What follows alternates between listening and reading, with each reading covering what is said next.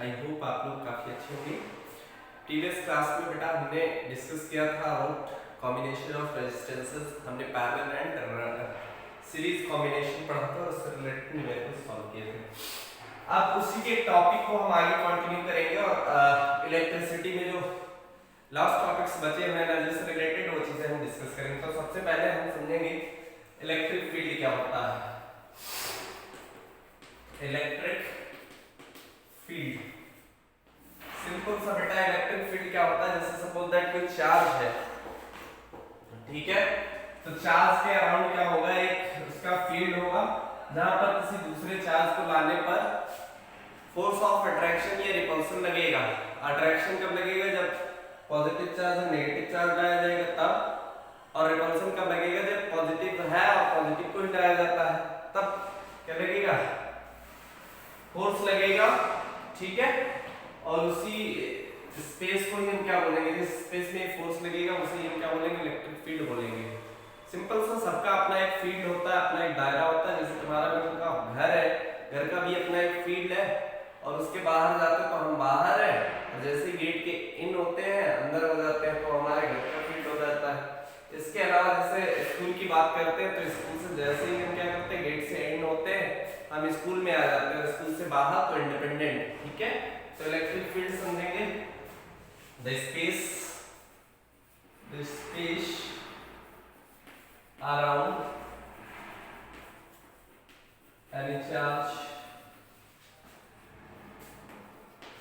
around any charge in which a force of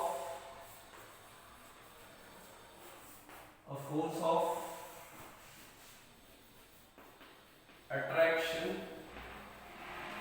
or repulsion experienced is known as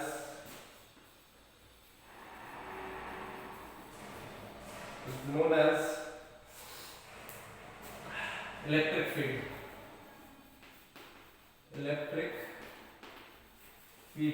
ठीक है। Put the next heading, electric potential.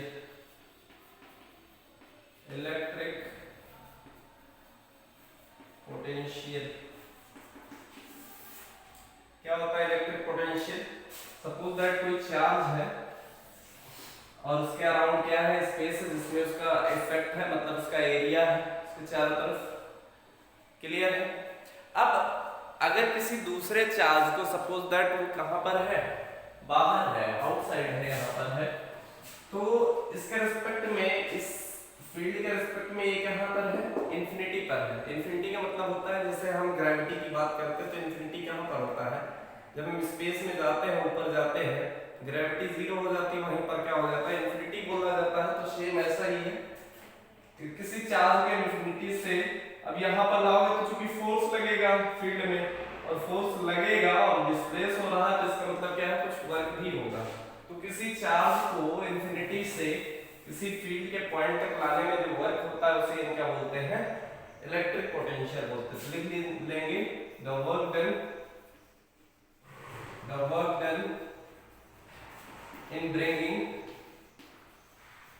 in bringing a unit charge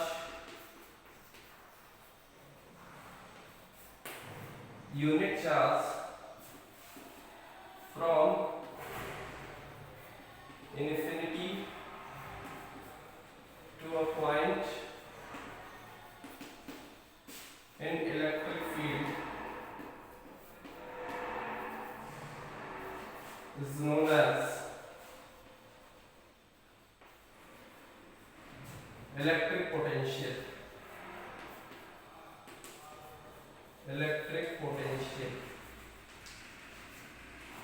formula क्या हो जाता है, V से denote करते हैं, V is equal to हो जाएगा W अपॉन Q।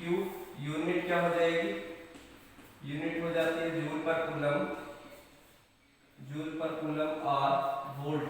पोटेंशियल को किससे मेजर करते हैं, वोल्ट से, और हमने इससे पहले वोल्ट मीटर के बारे में लिखवा चुके हैं। नेक्स्ट हेडिंग डाल दीजिए, electric potential difference. Electric potential difference. क्या होता है इलेक्ट्रिक पोटेंशियल डिफरेंस? सिंपल सा, जैसे कोई फील्ड है और किसी चार्ज पे एक पॉइंट से दूसरे पॉइंट, क्योंकि यहाँ पर हम किसी चार्ज पे इंफिनिटी से लाए तो यहाँ पर कुछ वर्क को करना पड़ेगा और यहाँ ले जा रहे हैं कुछ वर्क करना पड़ेगा, लेकिन दोनों वर्क में क्या होगा? डिफरेंस होगा। इसका मतलब वर्क में डिफरेंस है तो इसके पोटेंशियल में भी क्या होगा? डिफरेंस होगा। तो किन्हीं दो पॉइंट्स के बीच जो पोटेंशियल्स का डिफरेंस होगा उसे हम क्या बोलेंगे? Electric potential difference. Simply the work done in bringing, in carrying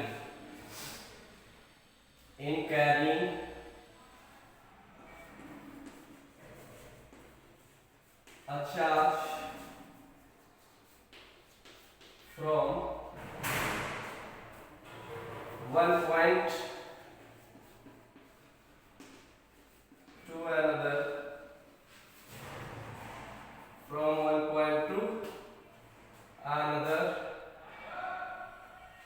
a unit charge लिखेगा, a unit charge from one point to another is called in an electric field is called electric potential difference, is called electric potential difference।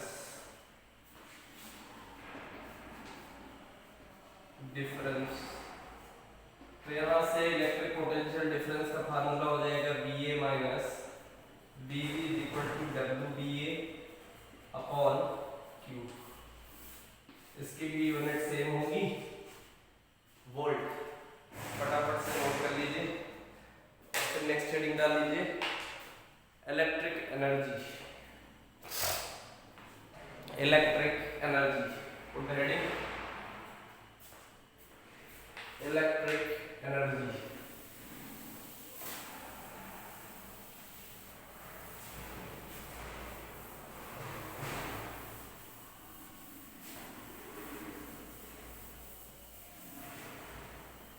क्या होता है electric energy? समझिए।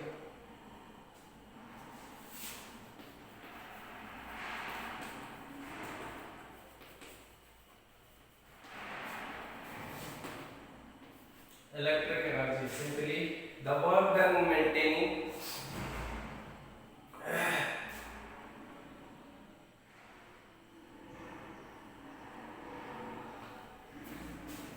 the work done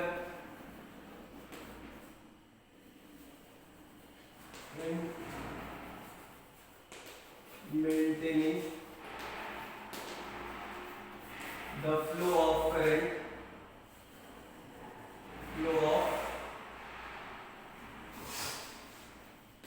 current in an electric circuit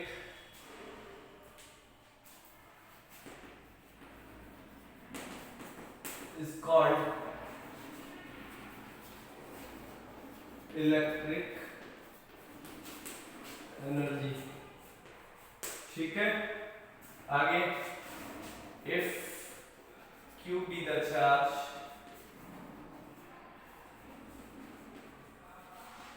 flows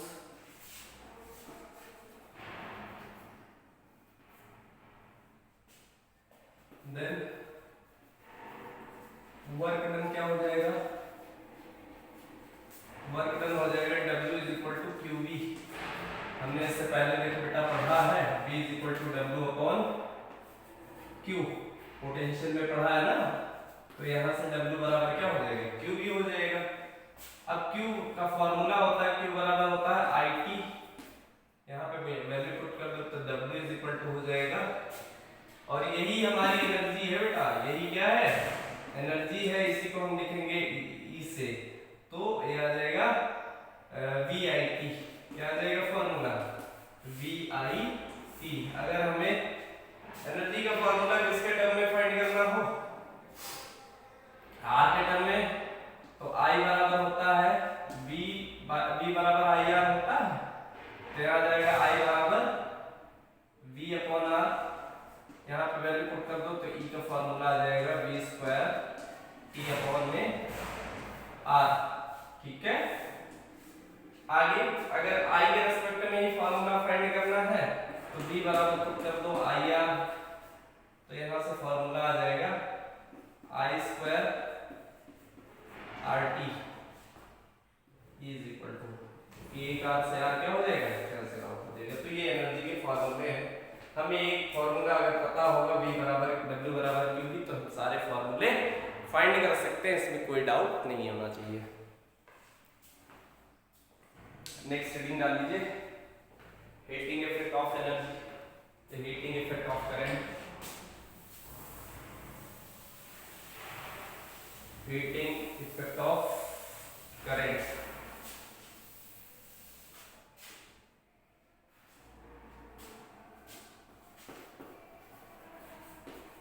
heating effect of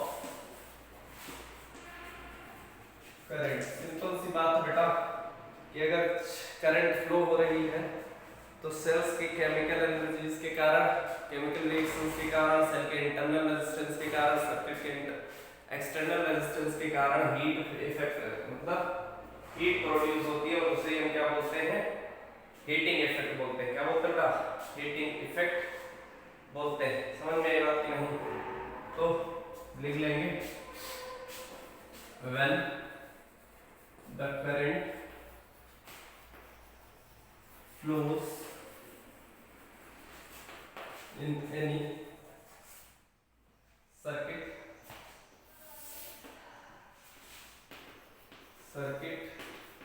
then due to internal resistance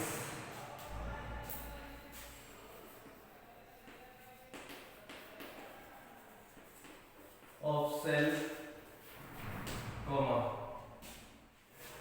external resistance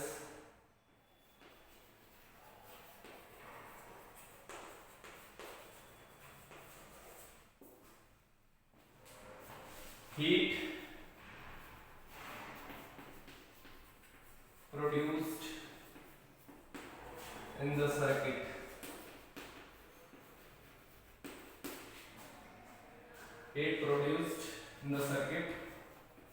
which is known as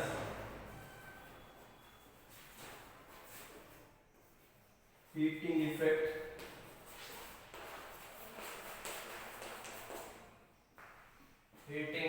of current।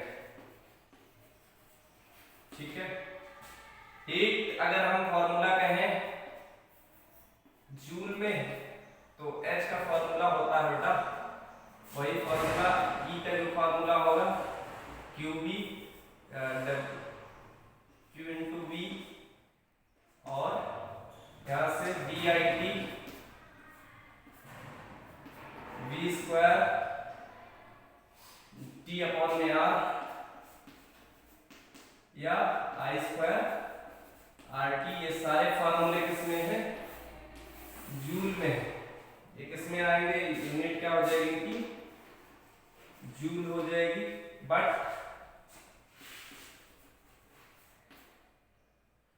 From by एक joule scientist थे, joules relation. Joule ने एक relation दिया था कि H जो होगा वो W अपॉन 4.2 के होगा, कैलोरी में हो जाएगी यूनिट। किसमें हो जाएगी, कैलोरी में हो जाएगी। तो यहाँ से जो भी फॉर्मूले आएंगे वो कैलोरी में, W की जगह सारी चीजें पुट कर दो, तो QB upon 4.2, VIT upon 4.2, V square T upon में R 4.2, और यहाँ से I स्क्वायर RT अपॉन में 4.2। ये सारे फार्मूले अगर यूज हो जाएंगे तो ये किसमें आ जाएगा,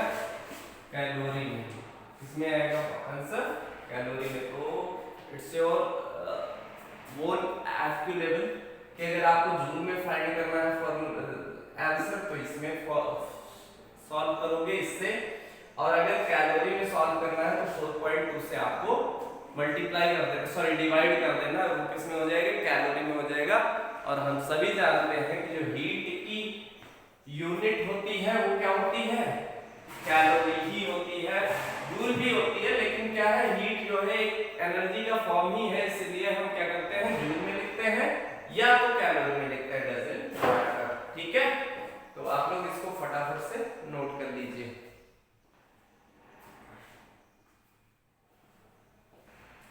और नेक्स्ट हेडिंग डाल लीजिए,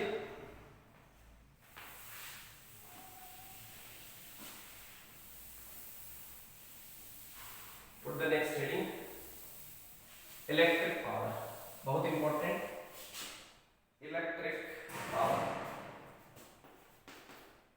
electric power,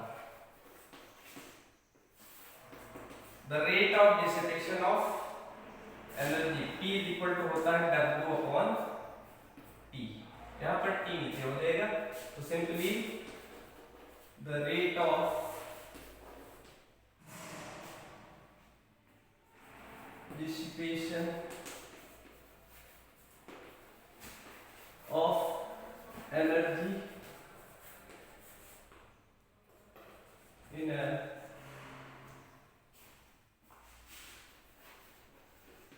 electric circuit is known as electric power. ठीक है, इलेक्ट्रिक पावर फॉर्मूला हो जाएगा P is equal to W upon T। W के हमने डिफरेंट फॉर्मूलाज निकाल रखे हैं, W बराबर क्या होता है, VIT होता है, तो यहाँ पे वैल्यू पुट करोगे तो आ जाएगा P is equal to V into I, ये एक फॉर्मूला हो गया। अगर P का फॉर्मूला हमें I फिर इसको निकालना तो I इज इक्वल टू क्या होता है, sorry V is equal to होता है I इंटू R, तो यहाँ से फॉर्मूला और आ जाएगा, यहाँ पे वैल्यू पुट करोगे तो आ जाएगा I स्क्वायर R, और अगर V के रेस्पेक्ट में निकालना तो I इज इक्वल टू होता है V अपॉन R, तो यहाँ से आ जाएगा P is equal to V square by R, और इसकी SI यूनिट होती है बेटा वॉट, SI यूनिट बहुत इंपॉर्टेंट, SI यूनिट क्या होती है, वॉट, जेम्स वॉट के नाम से वॉट पढ़ा है, इसको जल्दी से नोट कर लीजिए और फिर हेडिंग डालिए वॉट। अगर वॉट को हमको डिफाइन करना है तो कैसे करेंगे, इससे रिलेटेड न्यूमेरिकल बहुत ढेर सारे आते हैं, आप लोग याद रखिएगा।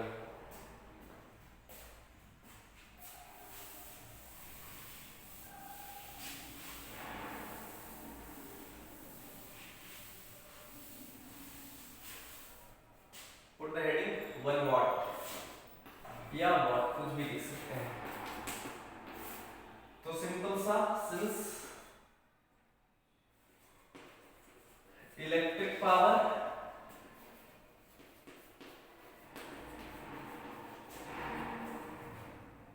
is given by P बराबर क्या होता है, W upon T, if W बराबर क्या हो 1 joule and time 1 second, then P क्या हो जाएगा 1 वॉट के बराबर हो जाएगा, और इसे इनको क्या करना है, डिफाइन करना है। तो simply if the unit joule work is done in 1 second, then the power of the circuit, the appliance will be 1 watt। तो लिख लेंगे if 1 joule work is done in 1 second, then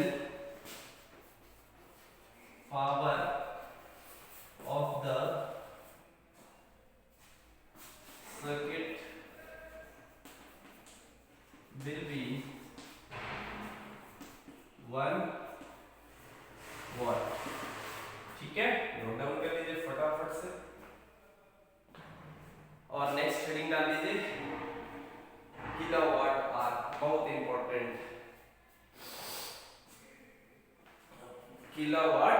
are.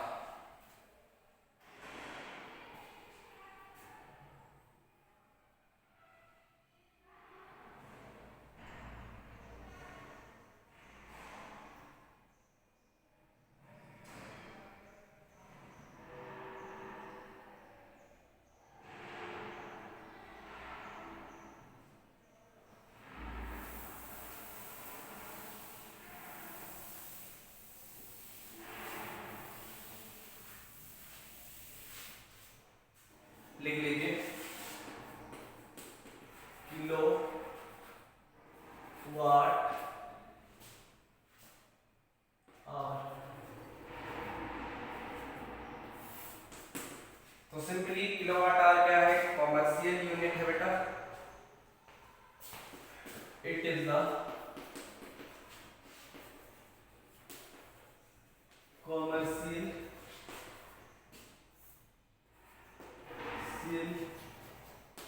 Unit of energy. ठीक है। और 1 kilowatt hour आपको बोलेंगे जब कोई अप्लायंस, ठीक है, एनर्जी कंज्यूम करता है 1 किलोवाट, ठीक है, इन 1 आवर। तो simply 1 kilowatt hour 1 kilowatt hour is the energy consumed by an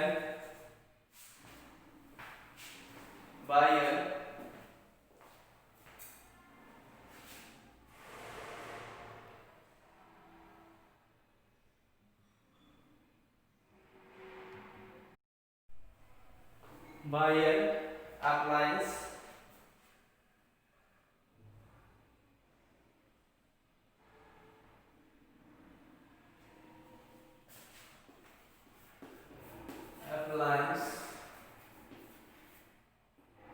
ठीक है, consumed by an appliance of 1000 watts in 1 hour। ठीक है, 1 hour। तो 1 किलोवाट आर 1 kWh बराबर होता है 3.6 into 10 to the power 6 joule के। और इसे हम बोलते हैं बेटा किलोवाट आर को, ये हम बोलते हैं यूनिट, नंबर ऑफ यूनिट, यानी एक यूनिट में इतनी जूल एनर्जी होती है। तो समझ सकते हो कि किलोवाट आर क्यों यूज किया गया? इसलिए यूज किया गया कि जो जूल की यूनिट है वो बहुत छोटी यूनिट है, ठीक है। और किलोवाट आर या 1 यूनिट जो हमारी लाइट का जो कंजप्शन आता है, इसके बेसिस पर बिजली का बिल डिसाइड होता है, वही क्या है? यूनिट है, ठीक है ना। तो नंबर ऑफ यूनिट्स अगर निकालना हो, नंबर ऑफ यूनिट्स, ये नोट करके लिख लेना। नंबर ऑफ यूनिट्स निकालने के लिए हमें क्या पता होना चाहिए? किलोवाट पता होना चाहिए इनटू टाइम पता होना चाहिए, ठीक है। पावर पता होनी चाहिए, पावर किस में होनी चाहिए? वाट में होनी चाहिए, किलोवाट में। और टाइम किस में होना चाहिए? घंटे में, आवर्स में पता होना चाहिए, ठीक है ना। तो पावर का फॉर्मूला होता है V इंटू आई। अगर वाट में नहीं है, किलोवाट वाट में है, तो 1000 हो जाएगा वाट, और इंटू टाइम अगर ये आवर्स में ही रहेंगे, ठीक है ना। तो ये हो जाएगा किलोवाट आवर्स वी आई और इंटू टी, ये हो जाएगा किलो अपॉन में 1000 ये हो जाएगा किलो KWH, किलोवाट आवर। ये नंबर ऑफ यूनिट्स होंगे, नंबर ऑफ यूनिट्स, कि अगर ये दे दिया जाए कि कोई अप्लायंस है, ठीक है, जो ऑपरेट होता है कितने, अगर पोटेंशियल गिवन है, वोल्ट गिवन है, करंट गिवन है, टाइम कितने घंटे चल रहा है, जैसे हमारे घर पर एक फ्रिज है, ठीक है, और जो 330 वोल्ट पर वर्क कर रहा है, ठीक है, करंट पता है हमको, ठीक है, या इसमें डायरेक्ट P बराबर पावर हमको पता है, P बराबर VI होता है, तो पावर अगर उसकी पता है वॉट, और कितने घंटे यूज हो रहा है, सपोज दैट 12 घंटे यूज हो रहा है, तो कितने टाइम में वो कितनी यूनिट एनर्जी कंज्यूम करेगा, ये हम इस फॉर्मूले से फाइंड कर सकते हैं, ठीक है। तो ये था आप लोगों का करंट इलेक्ट्रिसिटी का चैप्टर जो आपका फिनिश हो चुका है। नेक्स्ट क्लास में हम स्टार्ट करेंगे magnetic effect of current. This is the last chapter of your physics syllabus, ठीक है। तो इसके बाद हम पढ़ेंगे लास्ट चैप्टर, जो हम पढ़ेंगे क्या, मैग्नेटिक इफेक्ट ऑफ करंट। और सोर्सेज ऑफ एनर्जी है, जो बहुत छोटा चैप्टर है और उसके चीजों के बारे में आप लोग अच्छे से जानते हैं, तो विद इन 1 आवर हम उसको फिनिश कर सकते हैं। लेकिन मैग्नेटिक इफेक्ट ऑफ करंट का जो चैप्टर है थोड़ा सा लॉन्ग है, उसको हमको अच्छे से पढ़ना है। इसके बारे में आप लोग अच्छे से पढ़िएगा, इसके न्यूमेरिकल्स दिए गए हैं इसमें, आप लोग सॉल्व करिएगा, और अगर कोई प्रॉब्लम आती है तो बिल्कुल हमसे डिस्कस करिएगा, ठीक है, हम बताएंगे। Thank you.